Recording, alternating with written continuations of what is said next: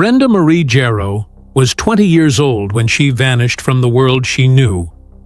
And for 34 years, nobody could put her name to the girl whose photograph haunted an Arizona cold case board. July 1980.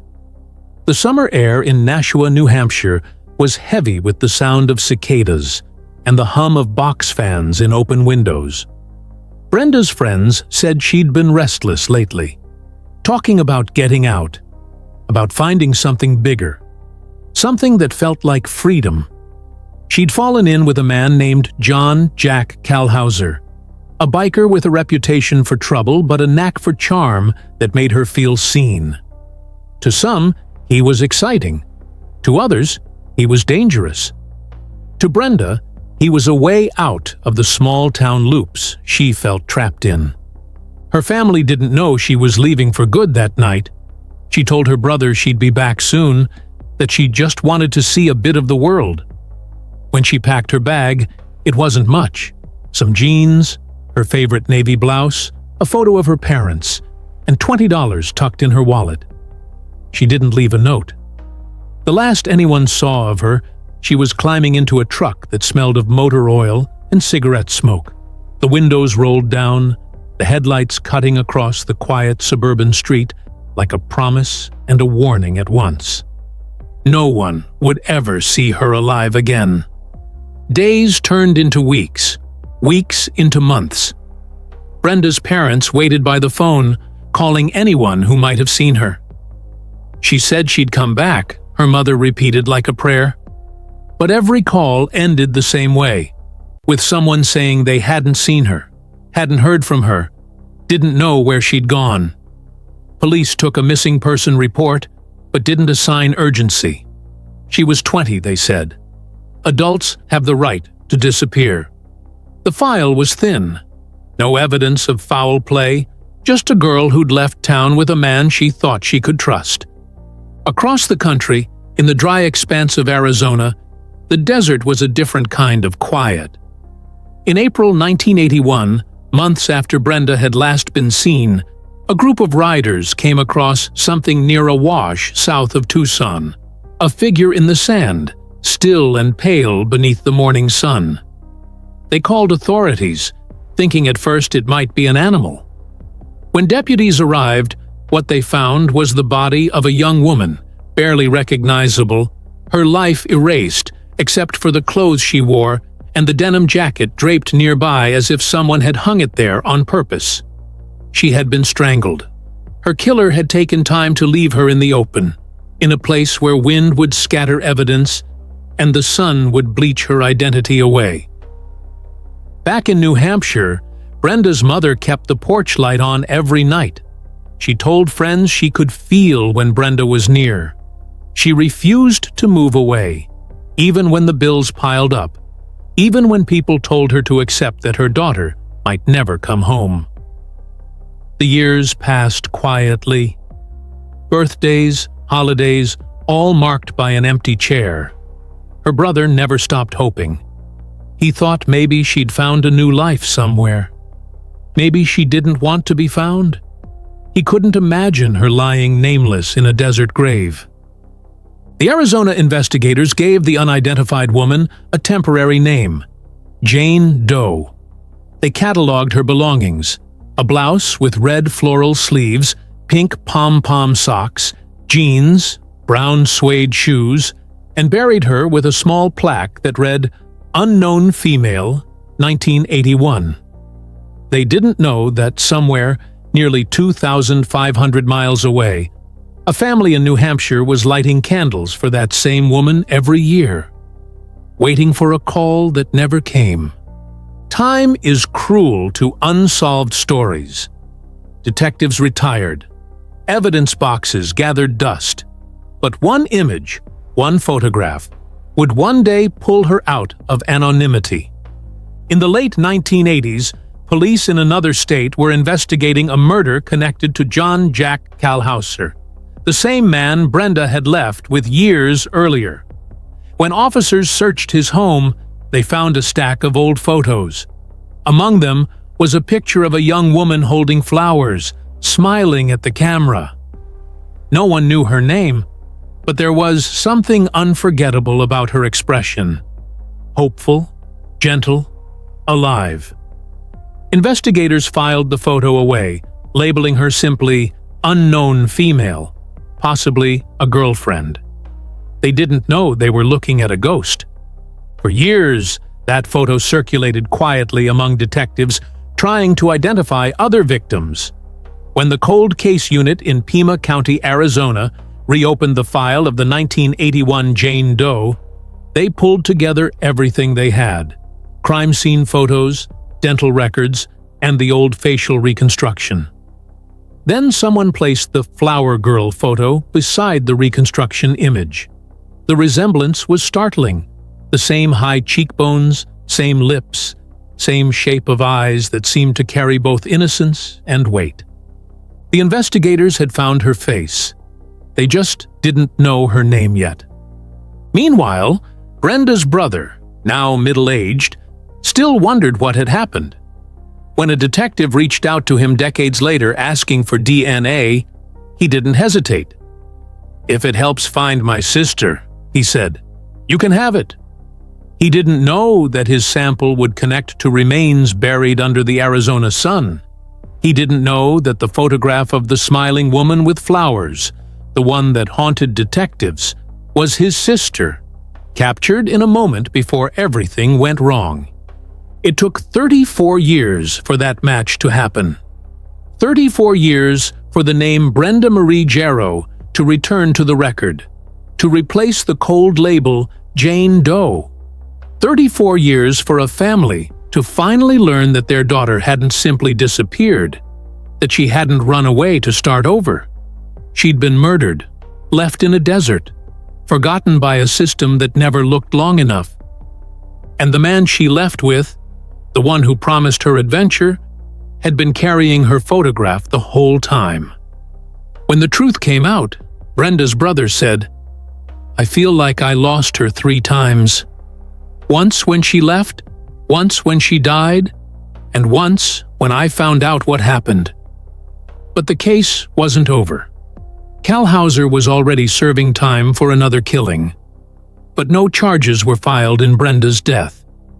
There wasn't enough physical evidence left, just the echo of her name finally spoken aloud. The desert had given her back, but not her justice. The investigation remains open, fragile, unresolved. The man who likely knows what happened still refuses to speak. And the photograph of Brenda, smiling, alive, holding flowers, has become a haunting symbol for all the missing women who never got their stories told. The world forgot her once. It shouldn't again. Because somewhere out there is a man who remembers exactly how she died. When the writers found her in April of 1981, they didn't know they were staring at a secret that would sleep for more than 3 decades. The desert doesn't tell stories easily. It keeps them. The woman they found had no identification, no purse, no fingerprints that matched any file. She was young, 20, maybe 25.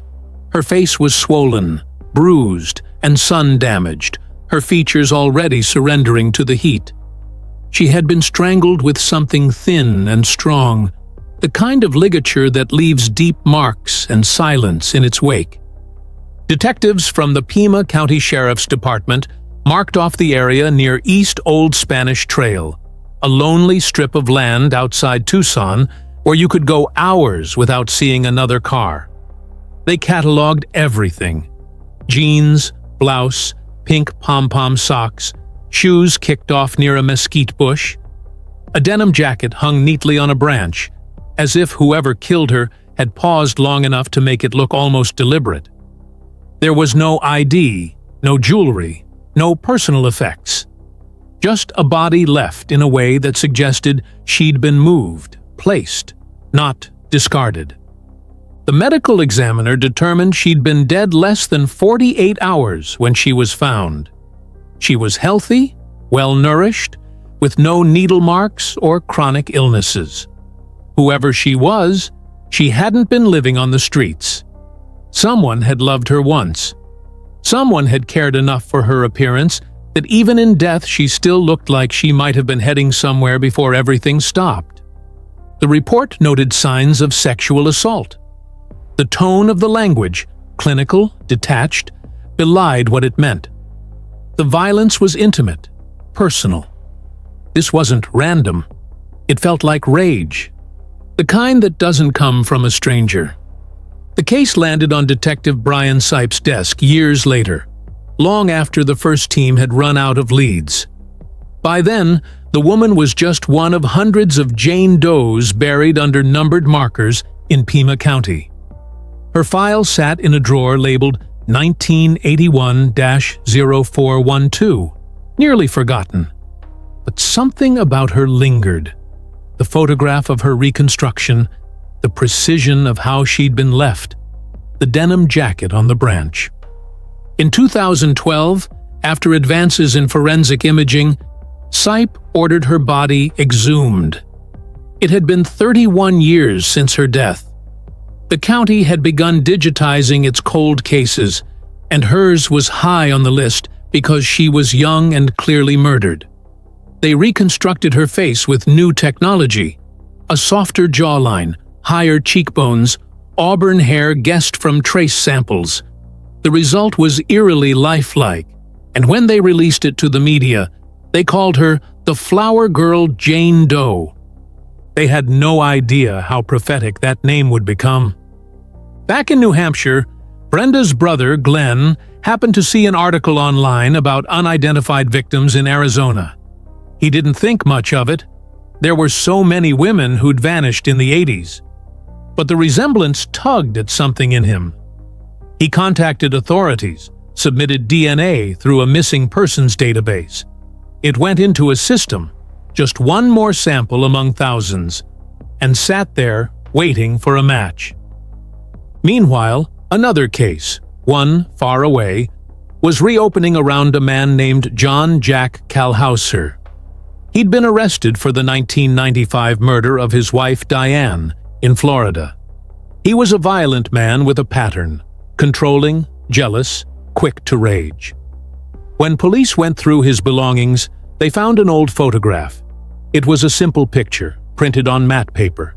A young woman holding flowers, smiling with sunlight on her hair. He had kept it for years, tucked into a folder that held other pieces of his past. When detectives asked who she was, Kalhauser said he didn't remember. That photo eventually made its way through different departments. One officer in Arizona, scanning through cold cases, saw it online and froze. The woman looked exactly like their reconstructed Flower Girl Jane Doe. The same lips, same tilt of the head, same eyes that seemed to be caught halfway between joy and hesitation. They sent it to the Pima County lab. The forensic artist overlaid the reconstruction onto the photo, aligning facial landmarks. It was almost perfect. The only question was her name. In 2014, the DNA from Brenda's brother finally matched the unidentified woman's remains. After 34 years, Jane Doe had a name: Brenda Marie Gerow. The announcement came in September 2015. A detective called Glenn personally to tell him the news. "We found her," the detective said quietly. Glenn didn't cry at first. He said later it felt unreal, like his mind couldn't connect the person in the photo to the sister he'd lost. But when they sent him the image, the one of her smiling with flowers, he said it felt like she was frozen in the moment, right before everything ended. "She looked happy," he told reporters. "I hope that's how she felt before he killed her." Authorities held a press conference in Tucson. Behind them was the same photo that had circulated for years, now finally bearing her name. Brenda had left New Hampshire with Kalhauser in 1980. She was found dead in 1981.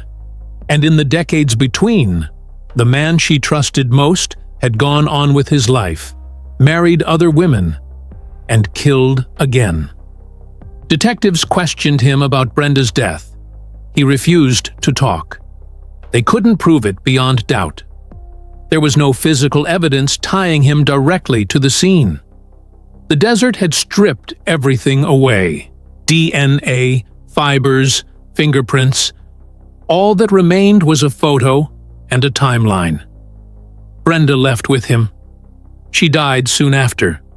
He was the last person known to have seen her alive. In the eyes of her family, that was enough. The identification brought bittersweet closure. Her remains were cremated and returned to New Hampshire, where her family held a small ceremony. There were only a few people, some flowers, and a photograph placed near the urn. The same photo he had once kept for himself.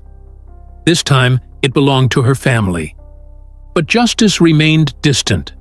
The county attorney's office admitted they didn't have enough to prosecute. Without direct forensic proof or a confession, the case would die in court.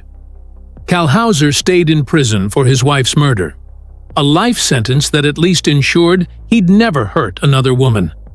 Yet Brenda's death, the first known killing, was left unresolved.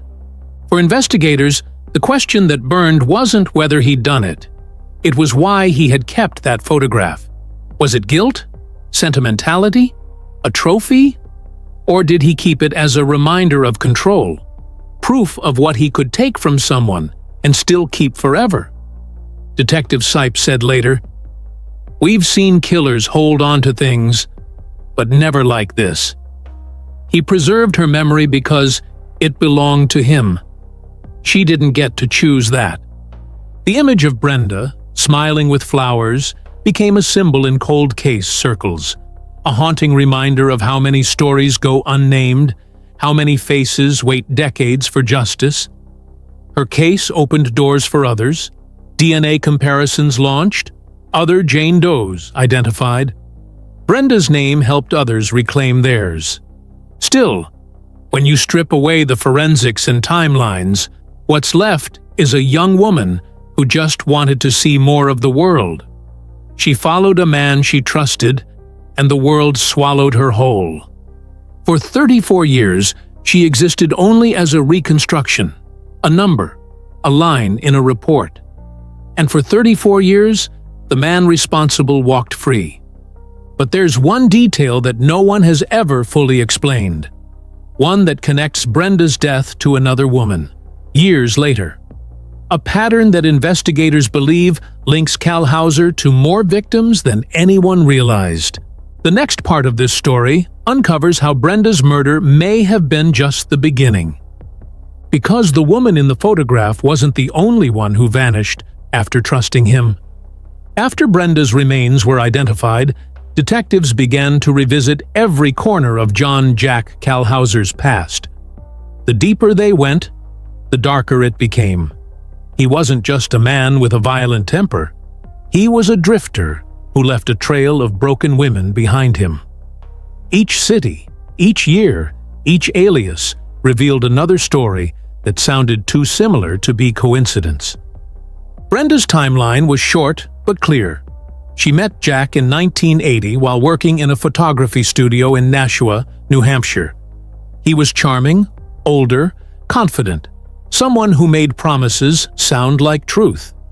He told her he could take her places, that there was more to life than small-town routines.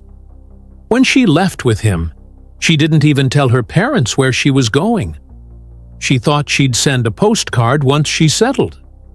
That postcard never came. For months, her family called every number they could find. Jack's relatives, mutual friends, old co-workers. They all said the same thing. No one had seen her since the day she left with him. Jack, on the other hand, reappeared months later in Arizona, driving Brenda's car and carrying her belongings. When people asked about her, he said she'd left him, that she wanted to be on her own. No one questioned him too deeply. There was no missing person report yet, no proof of foul play. Just silence. That silence became his protection. In the years that followed, Jack moved from state to state, Arizona, Texas, Florida, always staying just long enough to start over before the lies caught up. He reinvented himself with ease. New jobs, new girlfriends, new names. He was the kind of man who could convince people he was misunderstood. He'd talk about fate, about second chances, about how women never stayed because they didn't understand him. When detectives in Florida arrested him in 1995 for killing his wife Diane, they found the pattern impossible to ignore. Diane had tried to leave him too. He strangled her during an argument, staged the scene to look like an accident, and then lied about it until the evidence cornered him. The murder weapon, a belt, left the same kind of marks Brenda had. The similarities were undeniable. The same control, the same rage, the same way of removing a woman from existence once she stopped obeying him. But what chilled detectives most was the photograph of Brenda. He hadn't just kept it. He'd moved it across states, through marriages, through decades. When they questioned him, he said the girl's name was Lynn. That was the alias Brenda had once used when she first met him. He still remembered it. That was proof enough that he never forgot her. In interviews, those who knew Brenda described her as soft-spoken but fearless. She was creative, drawn to photography and art, someone who saw beauty in ordinary things. Friends said she loved animals, especially dogs, and dreamed of living somewhere warm. That warmth became the desert that eventually held her body. Detective Sipe and his team pieced together her last weeks. Brenda and Jack had driven across the country, stopping at motels, taking photographs. Somewhere between Tucson and Benson, things went wrong. There were signs of a struggle. Items scattered in a rest stop trash bin later linked to her belongings. Witnesses remembered seeing a man and a woman arguing near a blue car. She looked frightened, one said, like she wanted to run but didn't know where to go. After that, she disappeared. Jack checked into a motel in Tucson the following night, alone. His name was on the register. 2 days later, Brenda's body was found off Old Spanish Trail. By the time investigators connected the dots decades later, every piece of the puzzle fit, except the one thing that mattered most: proof. There were no fingerprints, no DNA, no witnesses willing to testify, only a photograph and a pattern. But even without a trial, the story spread. Journalists picked it up, calling her the woman in the photo. It went viral briefly, an image of a young woman holding flowers, smiling in a way that no one could forget. For Brenda's family, the identification was both healing and cruel. They had answers, but no justice. Her mother passed away before learning what happened. Her brother said she never stopped believing Brenda was alive somewhere. When they finally brought her ashes home, he said it felt like closing a book that had stayed open too long. In 2015, investigators in Pima County stood at her grave and promised to keep her case open. "We know who did this," one said quietly, "and we'll make sure he never gets the last word."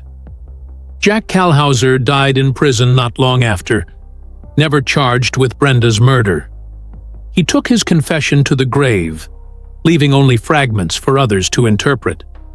But one of the detectives found something in his storage unit. Another box of photographs, women's faces, some unidentified, some smiling like Brenda. None of them were family. None of them should have been there. That discovery reignited old suspicions. Was Brenda his first victim, or just the first one anyone found? The more they looked, the clearer it became that she wasn't the only one. And somewhere out there, another woman's story was waiting to be connected to his. Because killers like him don't stop after one. After investigators found the box of photographs in Jack Kalhauser's storage unit, the case shifted from being about one murder to a possible pattern that stretched across states and decades. There were dozens of photos, women of different ages, different settings, some smiling, some looking uneasy. Most were taken in the late 70s and early 80s, around the same time Brenda disappeared. Detectives in Arizona, New Hampshire, and Florida began working together, cross-referencing missing persons reports from that period. Many of the photos were untraceable. Some looked like they were taken at rest stops or roadside motels, cheap curtains, plain wallpaper, and the kind of lighting you find in places that forget people pass through. He'd labeled some of the photos with women's first names or initials. Others had no names at all. It became clear to investigators that Jack had a pattern. He sought out women who were young, trusting, or isolated, women who wanted to start over. He offered them something they were missing: excitement, security, attention. But once they depended on him, he turned controlling and violent. Brenda had been the first to vanish after leaving home with him, but she likely wasn't the first he'd hurt. Authorities also learned that before Brenda, Jack had been investigated for assault in Massachusetts and New Jersey. Each time, the charges were dropped because the women either disappeared or refused to testify. The reports followed a chilling rhythm: arguments, threats, bruises, apologies, and disappearances. It was a cycle that ended only when someone was dead. What made Brenda's story different was that she was found, even if decades too late. The photo of her holding flowers became the thread that tied his past to his crimes. That image, meant to be innocent, was proof of possession. He took it, kept it, and carried it with him through his life like a trophy. When detectives interviewed people who'd known him after Brenda's death, a disturbing pattern emerged. He would tell stories about a girl who broke his heart, sometimes showing her picture. He'd claim she left him, or that she wasn't strong enough for the road. He said it so casually that no one thought to question it. To them, it was just an old story. To him, it was a reminder of the power he once had. In 2016, Pima County officially linked him to Brenda's murder through circumstantial evidence and timeline correlation, though he'd already been dead for several years. It wasn't enough for an indictment, but it was enough to close the case in every way that mattered to Brenda's family. Her brother, Glenn, said during an interview, "I wish I could tell her how far we went to find her. I wish she knew we never stopped." Brenda's identification didn't just give her family closure. It changed how law enforcement handled old missing persons cases. Her case became a model for re-examining unidentified remains using DNA from relatives of the missing. Within a year, several other cold cases across the country were solved using the same process. Each time, detectives quietly credited the Jane Doe from Pima County, whose real name was finally known. But the story didn't fade. In 2018, a journalist from Arizona revisited Brenda's case, writing an article titled "The Woman in the Photograph." It reignited public attention. Readers were haunted by the idea that a simple photo, a young woman holding flowers, had survived longer than her own life. It symbolized how victims can be reduced to images, frozen in moments that no one ever fully understands. The photo became iconic in cold case circles. Some crime analysts still use it in training sessions to explain behavioral patterns in killers, how sentimental objects can expose guilt or obsession. For Brenda, it was proof of both. Years later, when forensic genealogy became more advanced, investigators confirmed one last detail. The hair found on Brenda's jacket, preserved from 1981, matched Jack's genetic profile. The technology came too late for a trial, but it erased any doubt about who killed her. That discovery gave her family peace. There would never be a courtroom, never a confession. But there was truth, and it was finally proven. Brenda was no longer a missing person, no longer an anonymous woman in the desert. She had a name, a story, and a face that people would never forget. And though her killer escaped justice in life, his secrets didn't die with him.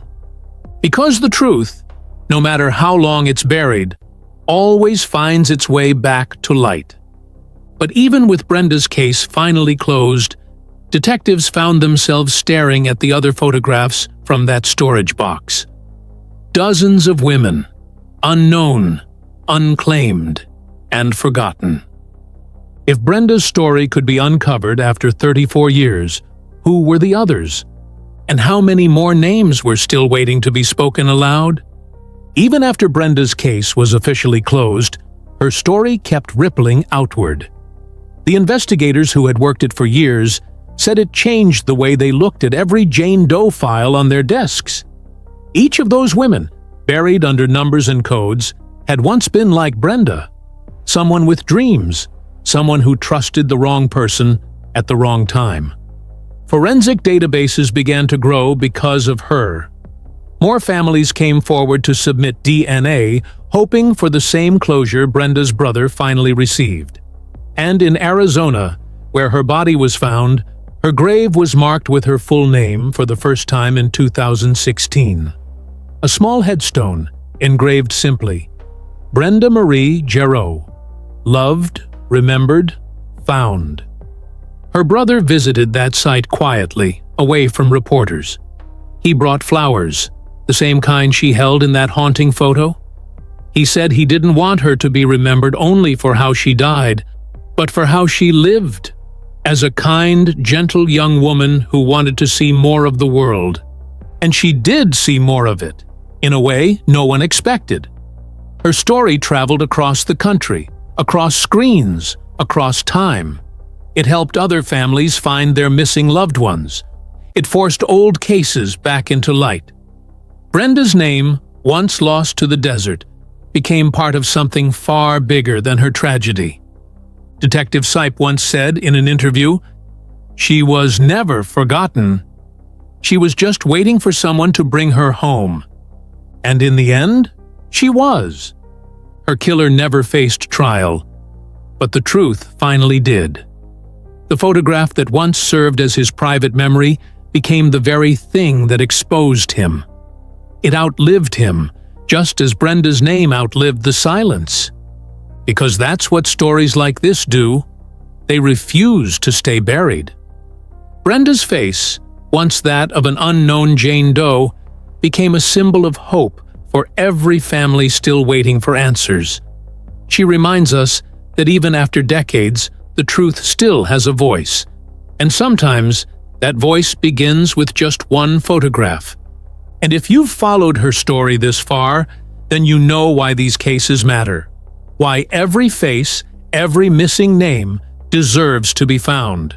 So if stories like Brenda's move you, if you believe that no one should ever vanish without being remembered, make sure you like this video, subscribe, and turn on notifications. Because the next story might just be the one that helps bring someone else home. Because every name deserves to be spoken. Every face deserves to be found. And every story deserves to be told, until the very end.